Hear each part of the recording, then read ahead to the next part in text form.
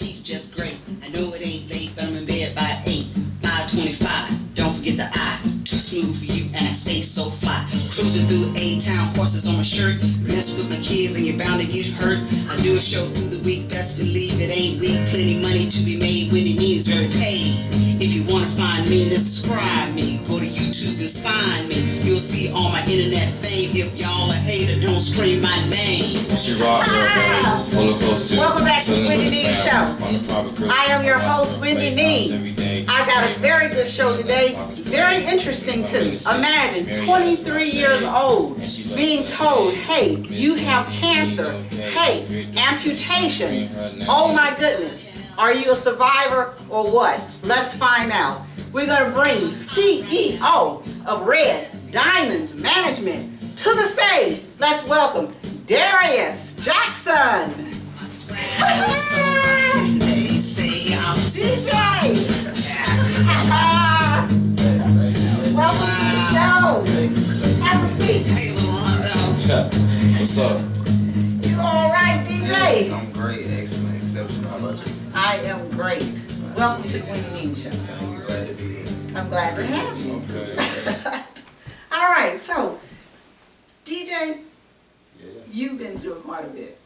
In the short life, I like to think so. Yeah, it's been rough. Yes, it has definitely been rough. Obviously, you're here Yeah. to tell us your story, and we definitely want to hear about that. So, I know it started out with your arm. Yeah. Well, I'll start from, was it May of 13? Okay. I graduated from Georgia State with my bachelor's in computer information systems. Congratulations. Thank you. I have my minor in sociology. Okay. But shortly after, I was trying to figure out, well, what is next? I didn't have an internship lined up. I knew that I wanted to be successful and run my own company, but I didn't feel sitting behind a desk every day was going to be it for me. It wasn't going to be fulfilling, Right. at least not long term. So I remember that summer just playing basketball on campus still, and I was having issues like raising my arm to shoot and everything. Hmm. And I noticed a tumor was forming. Well, there was a mass forming in my arm, and it was getting larger and larger. And my mom finally said, let's go to the emergency room and see what's going on. Right. So the doctors ran their tests, their scans, and they said, well, you have a tumor, son, but we're not sure what exactly is going on with it. Is it benign or not? Right. We have to run some more tests. So 2 weeks following that, I was at work at Bath and Body Works, and I was double bagging some candles for a customer. Mm-hmm. I remember extending my arm out to her, and I heard my arm break, if that makes sense. Then I fell to the course, my right arm. Then I looked down, and my arm was like snapped like a chicken bone. It was just hanging on Jeez. right at the top, and I was just like, wow. So of course I started yelling, Right. and just fell out, went into shock. And yeah, my employees, they helped me out. They said, well, what's going on? I was like, well, my arm is broke, that's all I know. So everything got expedited from there. It was really quick. The doctor said, well, you have a tumor, son. It's cancerous, that's why your arm broke. You have to amputate your arm, all these things. Wow. Now, Yeah. hearing amputation, and you're what? You were 23 years old? 23 at the time. Yeah. So what went through your mind when you heard amputation? Man, my brain just really shut down. It was like one of those things where you're just like in a fog, like everybody else is around you, like, wow, wow, like the Charlie Brown, wow. Yeah. I just heard my mom was, yelling at the doctors, and they were saying, be calm and this and that, and I didn't hear any. I was zoned out, like, Wow. it's about to be over with. That's all I thought. Right. A lot of doubt. That's pretty deep. So, as you were going through this, was there a period of time where you still was under the impression it would be an amputation, or? No, see, I've always thought, I've always been strong-minded and strong-willed in things, and I figured if I kept telling myself that I'll be all right, eventually it will be, but it just didn't make sense to me because throughout high school I moonlighted. I was an apprentice at a gym as a personal trainer, and I was always the healthy one. We would go out to eat, like, hey, Darius getting a salad. Like, I was the one that was healthy, so I didn't understand. I ran marathons, stayed active. I didn't understand why I was the one to, catch this. Yeah. So it was just surreal. It was just amazing. Like, wow. Why me? That's the question I kept asking. But I had to eventually flip that and say, well, why not me? Right. Well, I've always been told there, and I certainly don't know the complete order of this, but they say there's a point when you go through something like this that you are at that stage of why me, why me, why me. Yeah. And it's kind of like you haven't reached that level of acceptance yet. And I think they say it's something that everybody kind of has to deal with. So after you went through all of that, it came to a point where they said, hey, we can do treatments. And Well, Grady, they started my treatment, and they were doing well. I like the food at the hospital at Grady. It was pretty good compared to Emory, because that's where I got everything switched over. right. And I had basically a second opinion. Okay. And thankful for Dr. Reimer, Dr. Nicholas P. Reimer. He and his team of surgeons performed a miracle on my arm, because it wasn't supposed to happen. But I'm glad I got that second opinion, because otherwise, you know, I would be in a different state right now, a different state of mind too. Okay. But yeah, I've never accepted it. I'm still telling myself that once I get to the point that I can shoot a basketball again with my right arm, then I'm back to 100% me. Okay. And that's where I'm at now. That's all I see. Right. It's on the vision. Focused. So are you like in remission, or are you cancer free now, or? Yes, one of the unique things about my chemotherapy treatment was that it was supposed to last for 9 months.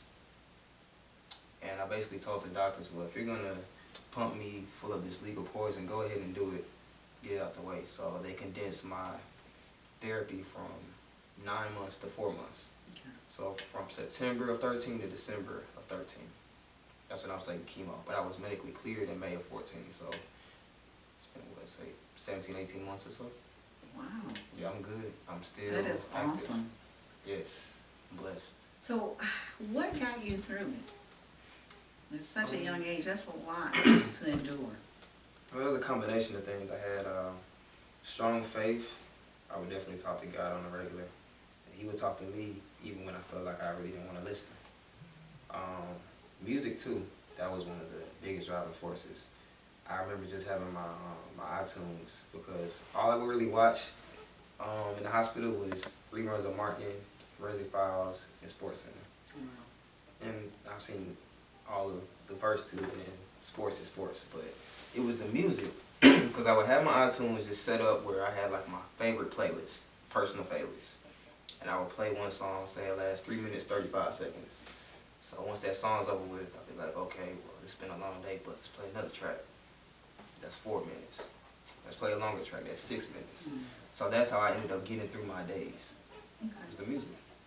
How long were you in the hospital? Over a period of 4 months, I think it was like 3 cycles, and they were like 3 weeks each. Okay. I can tell you about that first cycle. It was horrendous. Let's see. I think I only had like a week and a half to prepare from the initial break. So I went in and they said, well, we're gonna, give you the chemo. You stay in the hospital for 3 days, then go home for about a week, then 3 days a week, alternating. Wow. Those first 3 days, I think it was Tuesday night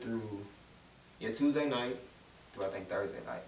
So one Friday morning, I was supposed to leave, and I was getting ready, packed up. They were bringing the wheelchair down so I could, be rolled out. And my mom was with me. I think she slept, in the chair next to me the whole night or whatever. So, right before the wheelchair came, I just felt my body getting tense, like just locked up. Like, I didn't know what was going on. Because I was good for the first 3 days, but they were like, you about to go home and everything. So my body just clenched, like my teeth. I almost broke my teeth a couple times from just tightening up so much. Like they had to I don't know how they got me out to the car, but that first night, I was throwing up from 8:30 p.m. to, I think I finally went to sleep about 5, but I couldn't keep anything down. Wow. Whether it be rice, banana, pudding, nothing. I was just throwing up every 10 minutes. Was that expected? Yeah.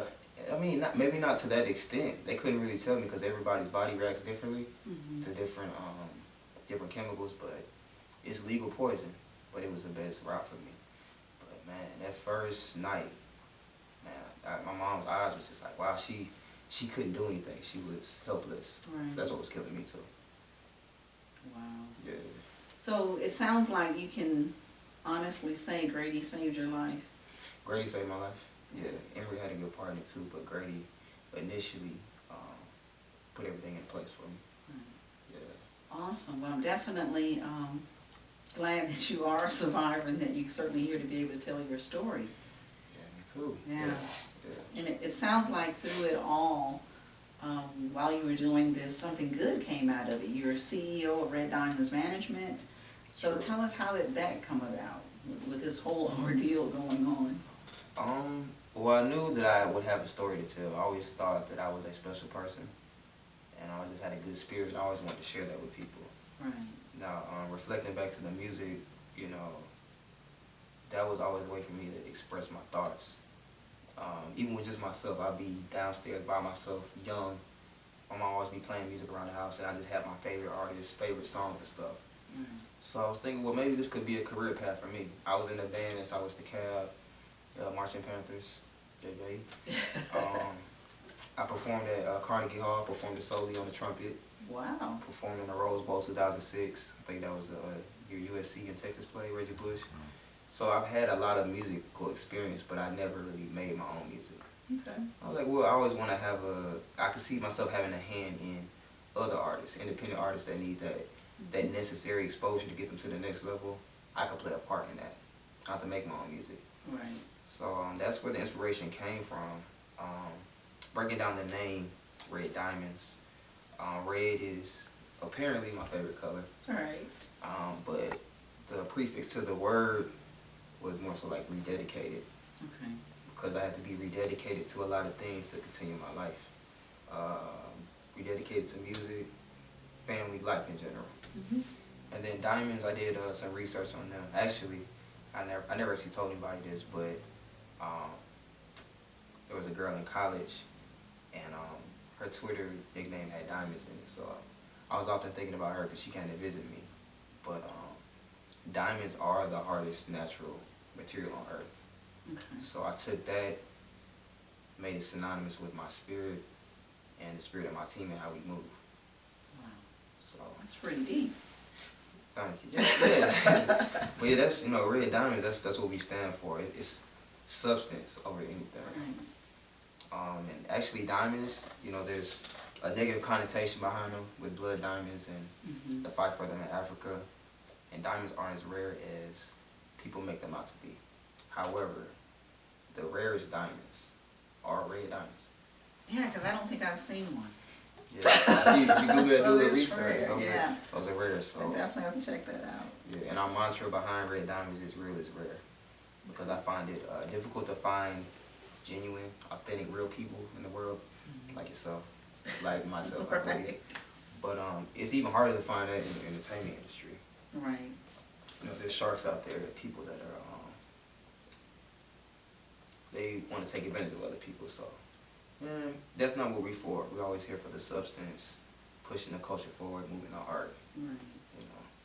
Awesome. So how long has Red Diamonds been established now?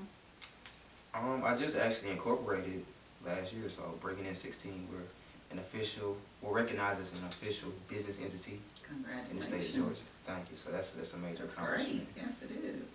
We've been working at it, I think, actually that's crazy. It was right before the breaking my arm. A good friend of mine, Sam, reintroduced me to, I'm not gonna say his government, but Breezy Castillo. We went to school together, middle school and high school, but we never really talked. We played ball, but we never really talked. He was like, hey man, I know you've been talking about management and music and stuff. They played this track from him. So we went to his car, he played one track, and it was already like a cover of Wiz and Currency song. Wiz and Currency song that I love. So I was like, okay, this is dope. It's kind of nice. Then he played the second one. Yeah, he played the second one. I was like, okay, well this one's good too. Because when people say like, I rap. Yeah. Like, okay, like a lot of people rap. Exactly. But he played the third one. I was like, oh, this is it. I gotta touch this. Right. I can do this. Okay. So that's where the inspiration really came from. Wow. Yeah. Now, my understanding is you have an artist signed with you who's been on the Wende Neen show. Yes. And that would be King Blitz. King Blitz. Yes. Blitz. Definitely a talented young fellow. Very. Been on the show a couple of times. Truly enjoy his music. Yeah. So how did that come about? Ironically, the same guy, he happened to, I think he saw some of his music online, and he was like, you should check him out. And I was like, oh, okay, I remember meeting him at the Moolah radio show. So I checked out his music, and it was like Christmas time. Oh, wow. And I was like, okay, this is gonna be my first, experience fishing for artists. Right. So I put together a little package and say, Red Diamonds, we haven't done this and that yet, but we're about to do this. So I emailed it to him, I think it was the 30th of December.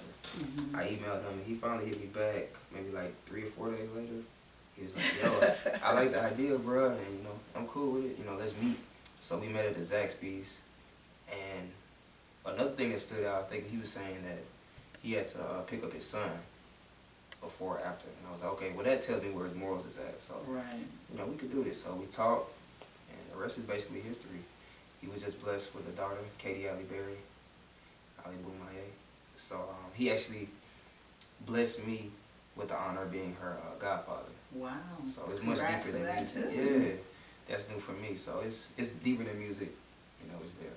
Right. So Awesome. that's my brother. Now, can you tell us the name of the form of cancer that you had? Yes, osteosarcoma.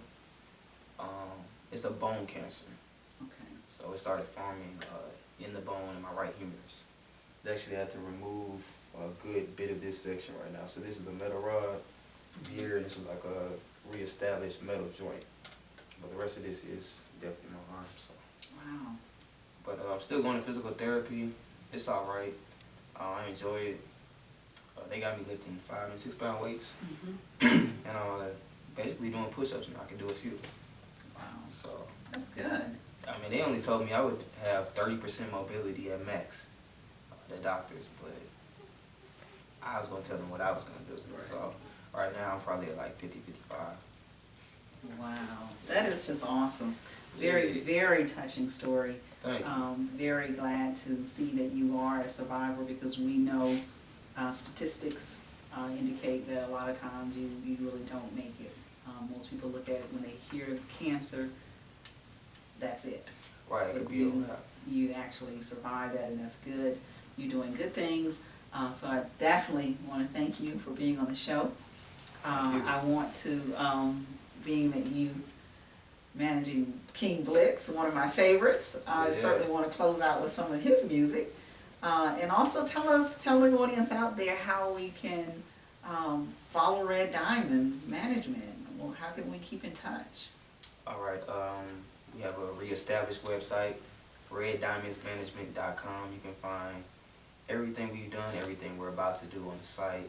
Everything else, Twitter, IG, SoundCloud, YouTube, Facebook, Red Diamonds Management, or an abbreviation, Red Diamonds MGMT. I am Jack_moves on Twitter, IG, all that social media. So yeah, find me, hit me up. I'm active. Awesome, you heard it right here.